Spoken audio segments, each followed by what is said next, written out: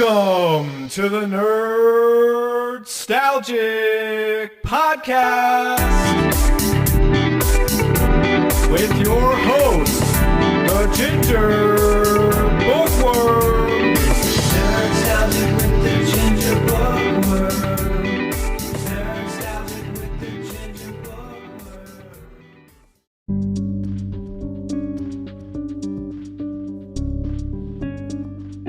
Players take the role of Subject Sigma, the 18th Big Daddy of the Alpha series, reactivated and sent by Bridget Tenenbaum to Minerva's Den while the events of Bioshock 2 are taking place elsewhere.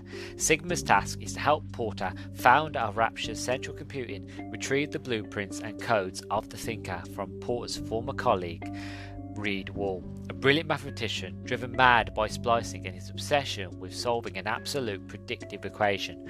Porter and Tenenbaum seek to recreate the Thinker on the surface and use it to find a cure for the Adam sickness afflicting Rapture. Minerva's Den, Bioshock.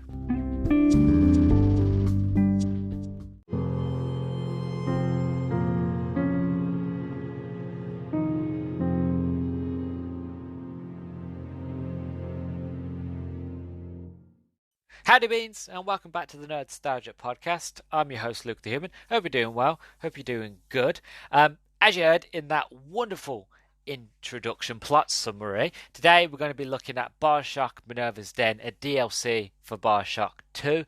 I'm incredibly excited. If you know me, if you know the podcast, you know that I love Bioshock, and I make a pilgrimage to Rapture at least once a year. And last year in season 2, I decided to do a proper deep dive into the world of Bioshock, and we took a good, fantastic, incredible journey all the way through Bioshock 1 and then Bioshock 2, and then we spoke about the lore of Bioshock, and we spoke about the philosophies, about the different games. We even went through the prequel novel, Bioshock Rapture, and we spoke about that, which is still my most successful book review I've ever done. Thank you very much for everybody who's listened to that and supported it. And then we went to Bioshock Infinite, and we went to the skies. We got out of Rapture. But I thought, you know what, I thought it was over. I thought, you know what, that's it. I've covered everything with Bioshock. It's time to move on. But just when I thought it was over, they pulled me back in. Sorry, that was a terrible Al Pacino impression. But I was thinking about topics for season 3. And as I was going through games I wanted to cover, as well as like movies and books and things like that, one thing that kept coming to my mind of like, in the back of my head, it was like a little voice of going, there's some unfinished business. There's something you missed. There's just something that you didn't properly give justice to. And it took me a while to figure out what it is. And I went through my huge library on Xbox, my digital and my physical library. And it hit me like a freight train. I was going through and I saw Bioshock 2 and it hit me of like, there's something about this game that I didn't cover. What is it that I didn't cover? And then I realised it was Minerva's Den. Now, I referenced it and I hinted at it in the review, but I never actually properly gave it the time of day, mainly because Bioshock 2 is such a huge game, and there's so much to talk about the philosophy, about Lamb, about the whole idea between sort of good and evil and the consequence system and all that. So because there was so much to go into Bioshock 2, and because I wanted to get that done so I could quickly get into Bioshock Infinite, because that I knew that was going to be a really huge one to deal with, and that one was, like, for me, was a really difficult subject, because it was a game that was more, it was like layers, as the best way I could explain it, once you start playing it. And all Bioshock games are, but Infinite was just one of them games that the more you played it, you noticed things each time, and each time it was different and more unique, and it was just one of them games that I just knew I'd have a lot of time with. So, which meant I couldn't spend time with Minerva's Den, which is a real shame, because it is one of the best story DLCs for any game ever. And it's a shame, because it's one of those DLCs that most people haven't played, unless they were a huge fan of Bioshock back in the day, or they bought the Bioshock collection, which came with the remaster of Bioshock 1, 2, and obviously the remaster of Infinite. Unless you had that game, or you really liked the original games, you probably have never heard of it or never played of it, which was an absolute shame in my opinion. So I figured I would do this DLC some justice and to finally put that final nail into the coffin in terms of the podcast it is, because I will make my yearly pilgrimage to Rapture this year again on my own. So, it won't end for me, but for the podcast, for Bioshock, until they make a Bioshock 4, which apparently they're doing it, so we'll wait until that game is announced. But until then, we are done with Bioshock after this one, and it's going to be an absolute shame. But just know that my journey will not end here, that I will continue to play Bioshock, all three of them, until the next one comes out, and then we'll talk about Bioshock 4. Okay? So, before then, like I said, we're going to be talking about Minerva's Den today. There's a lot to talk about in the development of this game. So let's get straight into it. So, development of Minerva's Den, the DLC, began after the completion of Bioshock 2. Steve Gaynor and a team of 9 other full-time workers were tasked with creating a 3 to 4 5-hour single-player experience. Gaynor served as lead designer and writer, having worked as a level designer for Bioshock 2 and on story elements such as dialogue and audio diaries, scattered logs that reveal backstory while players explore Rapture. The names of the development team were given to slugs scattered around the game's levels as an Easter egg. The development team were limited in what form the DLC could take and had to reuse as many assets as possible. Gaynor recalled the constraints of limited time and resources was a blessing in disguise. Though many companies would treat DLC as a cash grab with less development time and lower expectations, Gaynor felt these constraints also enabled more creative risks to be taken. With such a small team, the staff collaborated without remaining in segregated roles, according to Gaynor. It has to be organic as possible, and when someone has something that's not necessarily their primary responsibility, but they have a passion for it and ideas for it, I think you have to take advantage of that. End quote.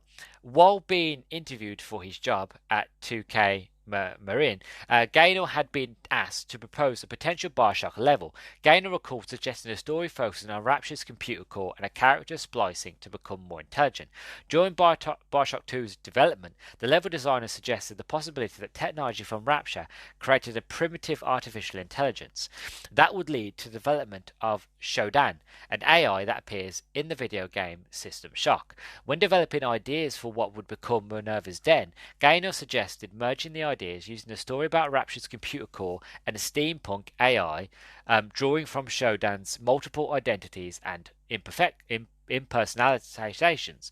Gaynor wanted the content to fit both the world of Bioshock and the historical era in which it takes place. When the developers decided to focus on Rapture's computer technology, they based it on the early computing age spurred by work done during World War II, including the work of Alan Turing and the cartographers at Bletchley Park. Gaynor reasoned that Rapture's advanced using genetic technology, but the residents of Rapture to explore other technological dead ends, including areas devoted to robotics and automation in Minerva's Den. Contrasting the long development and narrative of the main game with those of Minerva's Den, Gaynor said that he enjoyed the opportunity to tell a shorter story where players understood the characters. According to Gaynor, we could take the themes of Bioshock that are native to Rapture and make them relative to the Pacific fiction of Minerva's Den.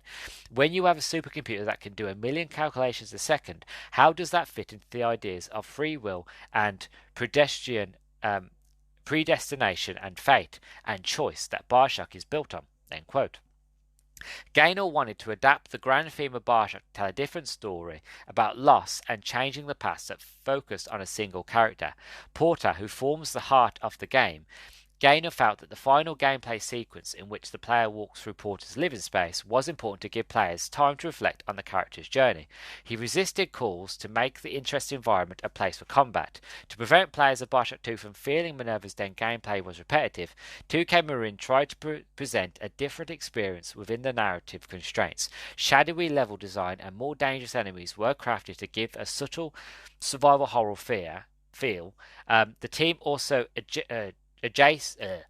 adjusted the order in which players received equipment and plasmids to encourage them to interact with the environment rather than simply using aggression.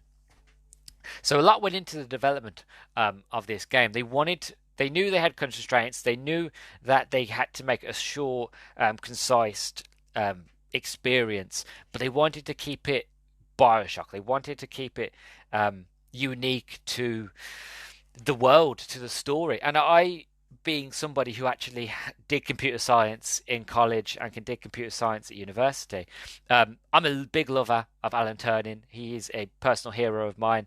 If you haven't seen the movie based off him, The Imitation Game, please do give it a go.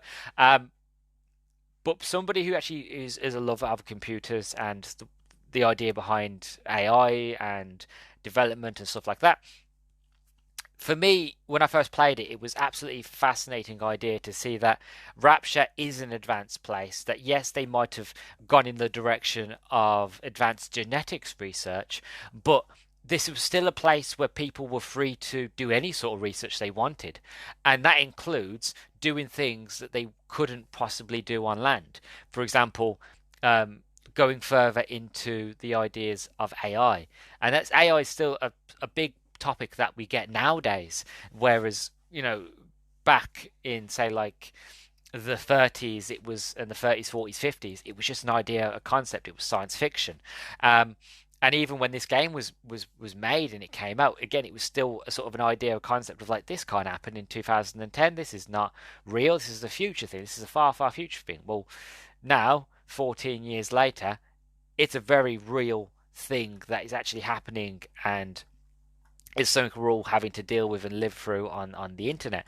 So the ideas and concepts behind this not just reflects the sort of ideas and concepts of Rapture, but also in a weird way reflects the modern day. And I'll get more into the story when I actually get into the actual review and sort of the meat and potatoes of the video game, of the DLC.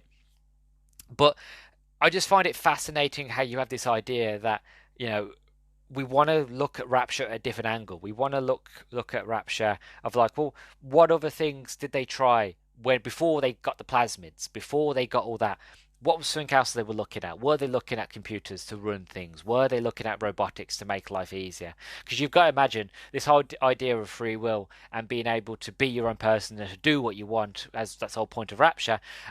People ain't going to want to have to spend the time cleaning their house. They ain't going to want to have to spend the time doing all the busy work and all the boring stuff and mundane work. They're going to want to live and experience and create and design and to be their own person, not to be a slave to running a home and keeping home clean. So they're going to look at robotics. They're going to look at things that make their lives easier, and that's where this DLC comes in.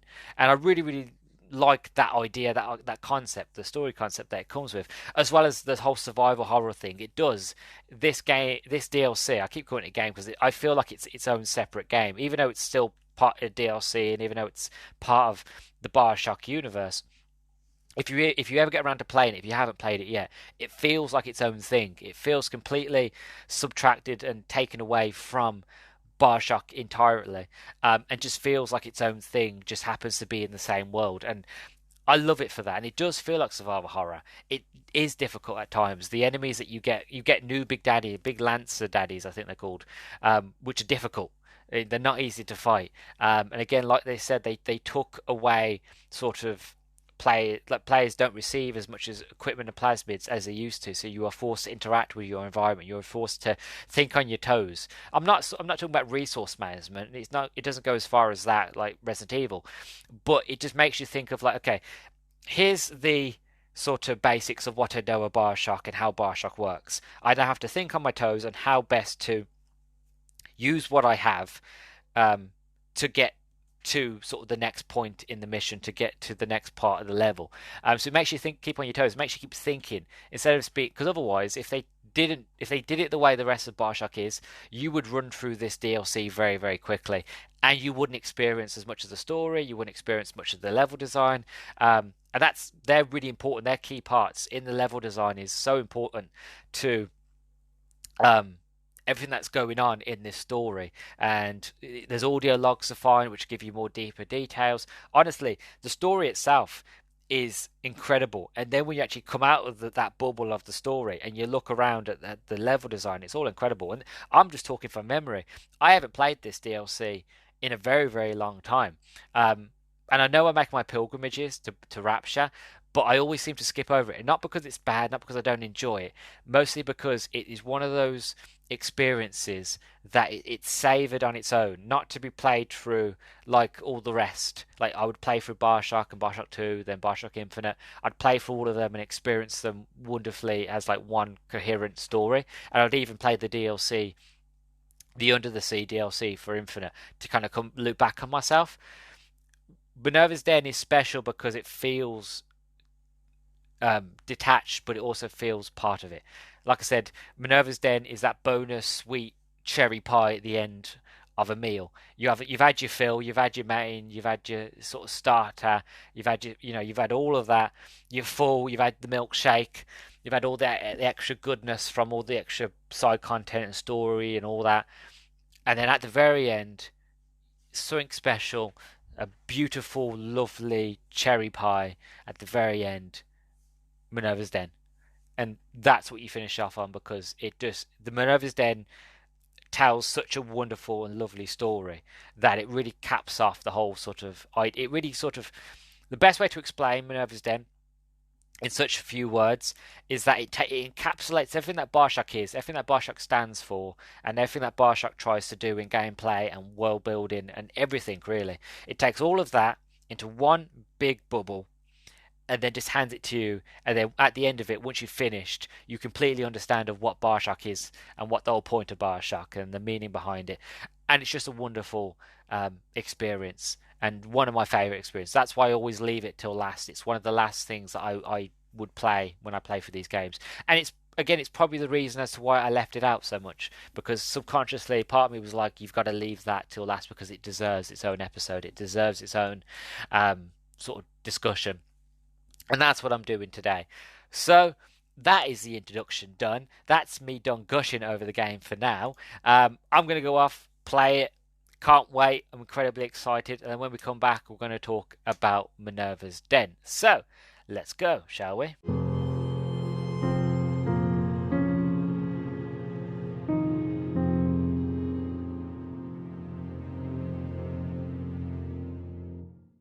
Right, so I've just finished playing Minerva's Den, and honestly, wow, it is just incredible, fascinating, heartbreaking, and powerful bit of storytelling. Honestly, it's more powerful than I remember it being when I first played it. I remember when I first played it, and the twists and turns of the story and the whole sort of how it expands the world of Rapture, how it expands the story and the lore, absolutely blew me away and fascinated me. It did it again because it's a side of Rapture that you don't really get to see. It's like, because Minerva's Den was shut off from Rapture for a very, very long time. And the thinker was trapped, and all the sort of technology that the thinker thought up, and all the scientists have made. It's kind of like, what if Rapture went down the technology route instead of plasmids? If they never discovered plasmids, how advanced would they be? When you have no sense of, boundaries or anything like that, like you can literally make whatever you envision. You can make it and you can test it, and that's kind of the idea behind Rapture. That's the idea behind the concept of Bioshock, is to be what you want to be, not being told what to do, and to create what you want to create. And within doing so, they were able to, during their golden age, to make such wonderful, glorious inventions and concepts and worlds and art. But they got hooked on drugs and Adam, and it all just went down the tube. And then we all know the story of Rapture. If you don't, check out my review of Bioshock 1 and the book, the Bioshock Rapture. That's an incredible. That gives the best detailed account, if any of them really.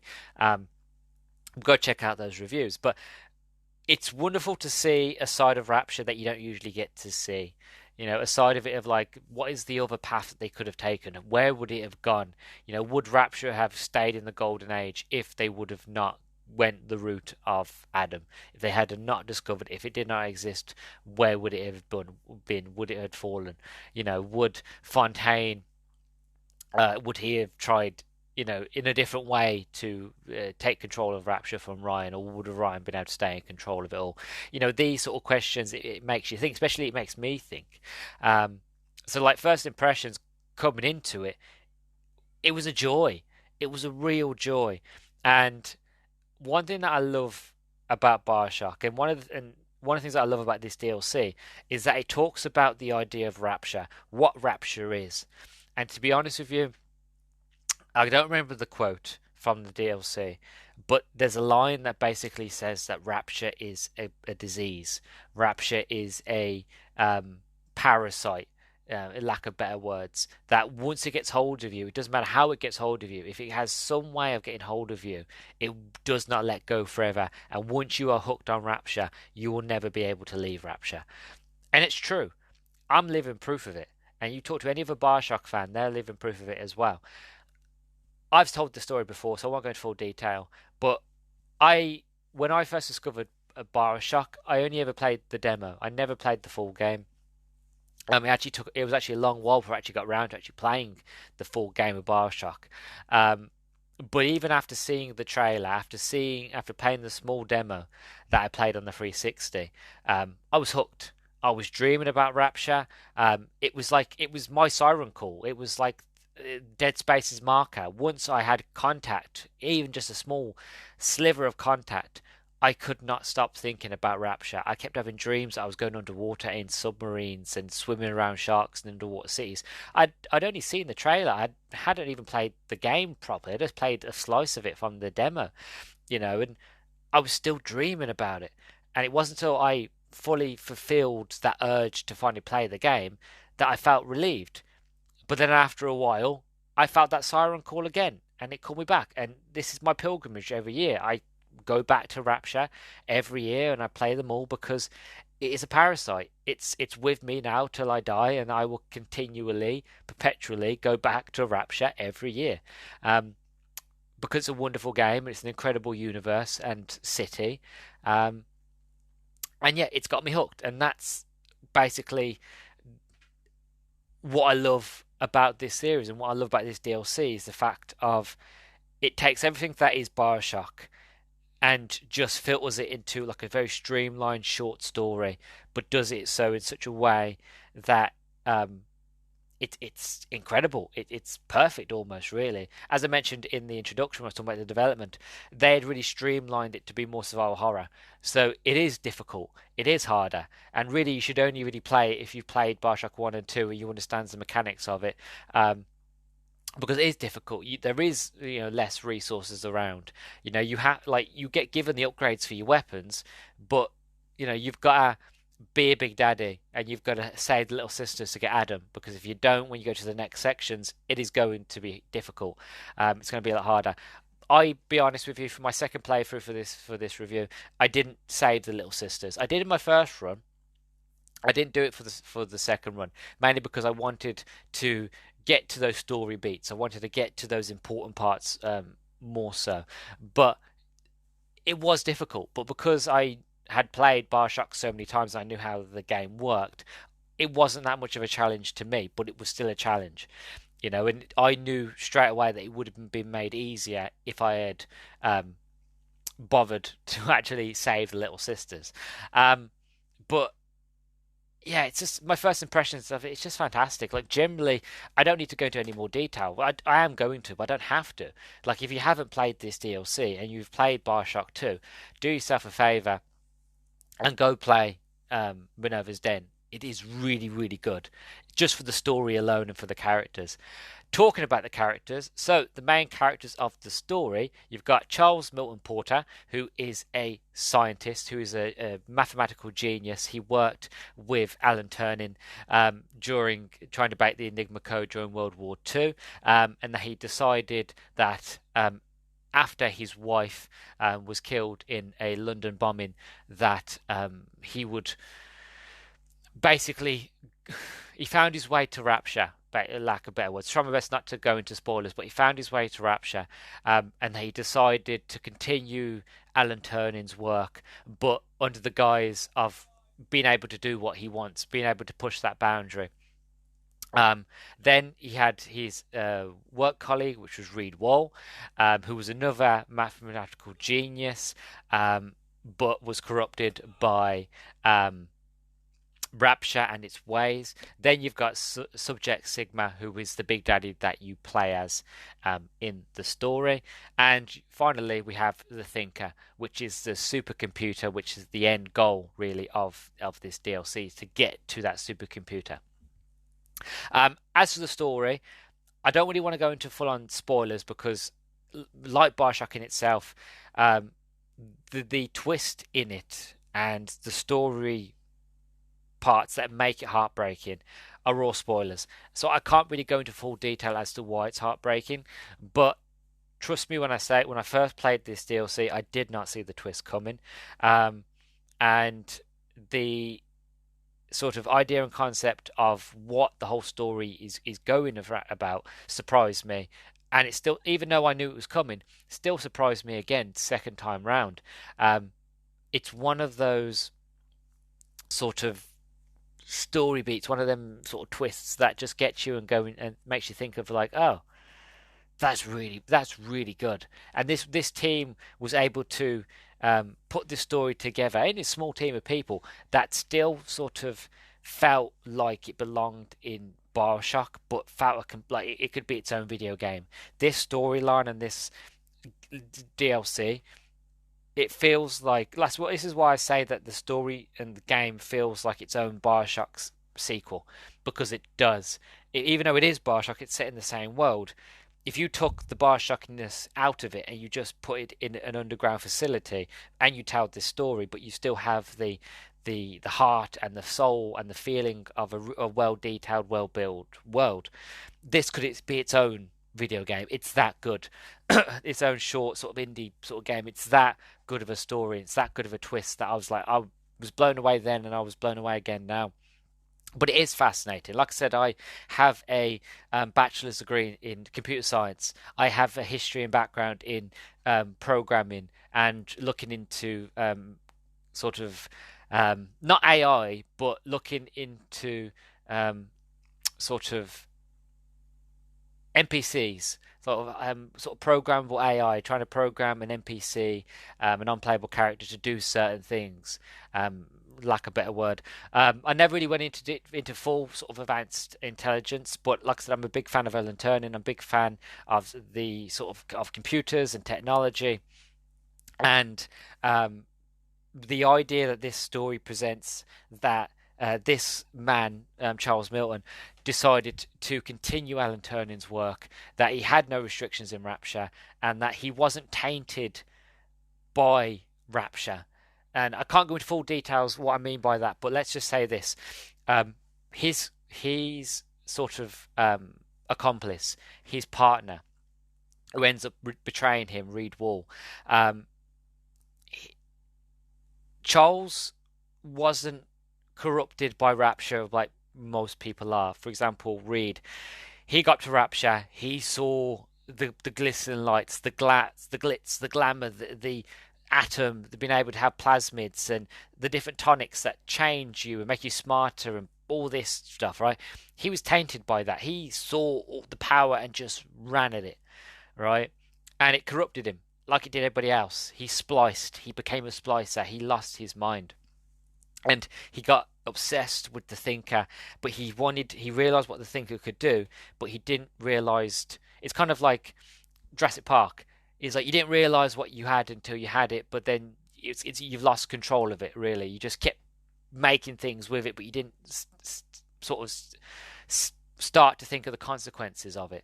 And Reed is one of those sort of people. He just realized, well, this supercomputer is really good at predicting game scores, and that he wanted to use the machine as a way to get rich, as a way to kind of predict game results, and that just to put a bet on a high bet and then keep making his money, make his fortune, and things like that. He wanted to use the thinker for that, and as he started to splice and as he started to use the plasmids, it started to corrupt him, and eventually it gets to the point where he thinks the thinker is talking to him, and that he's the only one that can understand it. It's really, really fascinating. On the flip side, and again, I won't go into full details because I want people to experience this DLC for themselves. Charles wasn't corrupted like the others. He saw the glitz and the glamour and didn't give a crap. Even sort of Lamb tried to bring him into her cult, into her family, and he told her to stuff it. And he told her to stay out of Minerva's den. He wasn't interested in whatever the other founders and the other visionaries were trying to do with Rapture, and he had no interest in Andrew Ryan. He wanted just to create his computer to make Rapture better, and he wanted to create technology that would make the world better. And he had his own motives as well, which I can't go into full details because it's a spoiler.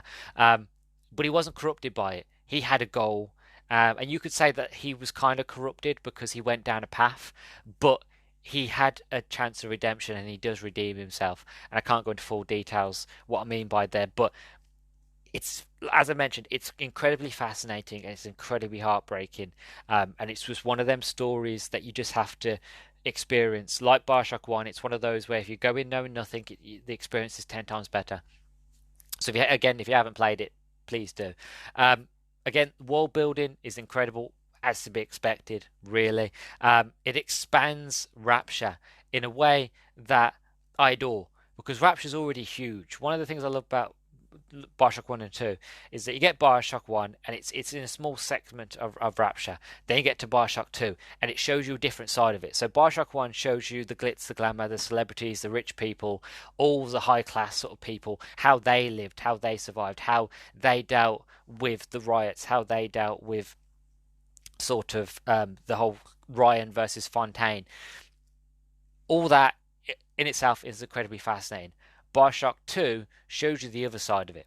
It shows you the common folk, the workers, the people that make sure that everybody, like, the city doesn't sink and everybody doesn't drown. It shows you the common man's where they lived and how they saw Fontaine and why they saw Fontaine as a hero, or not even Fontaine, how they saw Atlas as a hero, and all this, it was an interesting dynamic and expanded not just the world, but expanded the lore and expanded the idea of Rapture and what Rapture was and why certain people were enticed to come to Rapture in the first place. And again, because I've read the book as well, the book expands that fully.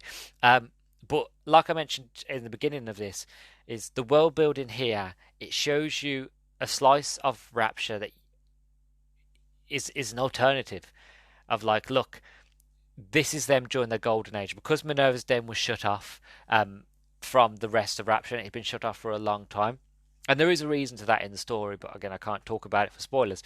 But you get to see the robotics, how they were playing around with robots, how they're playing around with automation. That, as I mentioned in the introduction, this idea and concept of, like, well, you've come to Rapture to be free, to not be tied down to the mundane, to do what you want to do, to be who you want to be. You don't have time to clean your house. You don't have time to make food. It's all about ingenuity and being the best and living your best life and basically frolicking and having a jolly good time. You don't have time to do all the mundane things. So getting robots to do it. And you also get to see the invention of the security bots and why the security bots were invented and the different prototypes and how they looked.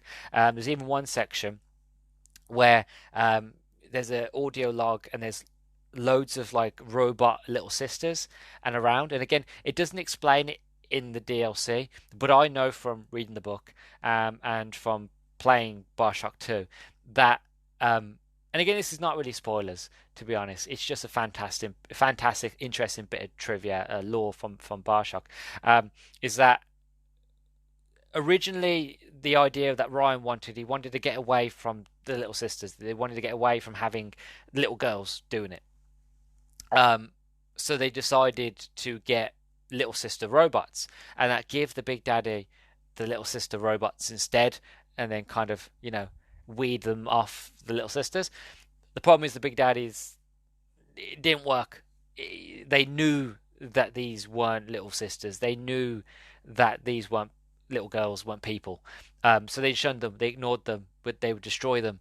And there's this whole factory just full of little sister robots, and it's kind of really creepy and very spooky, to be honest. And I kind of wish they did more with it, to be honest. Like generally, like turn the lights off and have them appear and move about and even try to fight you. Maybe I don't know, but they don't, sadly, but it would have been interesting if they went that route. But it's just an interesting bit of lore. But again, it expands that world, and just to see all the different robotics and the behind the scenes sort of stuff, really, of like this is what Rapture could have looked like if they didn't go down the route of Adam. Um, I know I keep going on about that, but it's as a lore fan and as a Bioshock fan, I just feel like if they'd gone down that route, who knows what Rapture would have been like. Would they still have the rebellion? Would it have been different if people didn't get high off sort of the addiction of Adam, of splicing, and that they decided to go technology route? Like, would they be more advanced? Because again, they get into a point where we've got a lot of the technology that they had or have had then. But they got to it before we did in the 50s because, again, this whole idea of pushing the boundaries, of not caring about people behind you said you can't do that, you can't do that, you have to sign loads of paperwork and you can't do human testing and you can't do animal testing and this is inhumane, blah, blah. Again, we all agree this is really harmful things that shouldn't be done, but obviously in Rapture that wasn't the point. It was a fact of do what you want, be who you want. So just that glimpse of like an alternate Rapture is incredibly fascinating. I mean, I absolutely just love and adore. As for the gameplay, as I mentioned, it is a lot more survival horror. It's a lot difficult. But to be honest with you, if you played through Bioshock 1 and you play through Bioshock 2, you're pretty versatile. You probably know what you're doing, so it wouldn't be so difficult for you. Again, I would recommend for your first playthrough to save all the little sisters. It does get a little tedious. That's one of my issues of Bioshock 2 was the fact that it does get very tedious and very mundane and very um, boring sometimes because you are doing the same thing over and over again. But it is warranted because if you do that, the survival horror part of it gets a little bit more easier with each sort of segment. If you do what I do and you didn't do it, it's not hard, but it can be some difficult at times, and you just need to keep an eye because the game does swarm you. They do swarm you with big daddies, and they swarm you with brutes and spider splicers and just normal splicers, so you will get swarmed. So you just need to be aware of your surroundings, understanding of what plasmids you have and what plasmids to use, what weapons to use, that sort of thing. If you can do all that, the gameplay won't be a struggle, but just be aware they have done it to be a lot more of a challenge, but it is a payoff because of the story. But yeah, my overall thoughts is it's epic, and if you haven't played it, give it a go. In my opinion, this is the true ending of Bioshock 2 and of Rapture as a whole. Again, I can't really go into full details without spoiling as to why, but at the end of it, it really sort of sets into concept of like, and as I mentioned, it's not again, it's not this bit's not a spoiler because I mentioned this in Bioshock 2, and again, if you've played Bioshock 2, you know, you know what I mean by what I'm going to say next. But by the end of Bioshock 2, Rapture is dead. It's drowning. It's gone. And it is just on life support, but the life support's failing. So there's nothing left of Rapture, to be honest. So at the end of Bioshock 2, you get the option between either with your little sister, if she saves you or she doesn't, the good ending or the bad ending, and that's kind of it, really. Whereas with this, you have Tenenbaum. I forgot to mention Tenenbaum's in the story. She speaks to you through the sort of audio logs. She talks to you through the radio, and you do meet her at one stage. But she's not a main character in this. She's more of a sort of a means to an end, again, without going into spoilers. But at the end of the story, at the end of it all, when you get to what it all means and as to why, and what happens, it really ends sort of the story of Rapture. That Rapture's done with the character, the main character, Charles Milton. He's done with Rapture. Tenenbaum, she's done with Rapture. It's sunk to the bottom of the sea, to be not forgotten, but to be remembered, and that things are in motion to make the world better, to make things better, to right the wrongs of Andrew Ryan, of Fontaine, of Lamb, of Dr. Lamb, of Dr. St. John, of all of them, really, of all the wrongs, of all the people, all the things that happened in Rapture, that it's time to right that wrong and to right that ship and to save the rest of the world, and to take what they've learned and what Rapture was and the idea and concepts, the technology, not the atom, but the technology of Rapture, to use it for good, to improve the world. Something that Ryan could have done, but decided not to, and decided to hide away underground in his own personal paradise utopia, really. So yeah, it is the true ending to Bioshock 2 and the true ending of Rapture. So if you felt like at the end of Bioshock 2 that the ending wasn't good enough, and that you want a good conclusion, a good ending to Rapture and to Bioshock overall, then this DLC is for you. But to be honest with you, the story alone, the story and characters is enough. It takes what Bioshock 2 was, in terms of gameplay, and just improves upon it and keeps you on your feet, keeps you on your toes. And yeah, it's just a great story, a great world, great expansion. Generally, probably one of the best DLC expansions to date. Probably one of the best I've played, and one of my most enjoyable ones.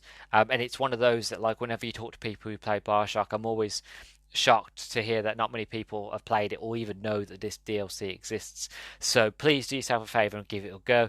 If you've got the remastered sort of or remastered versions of Bioshock 2, it's on there on the disc.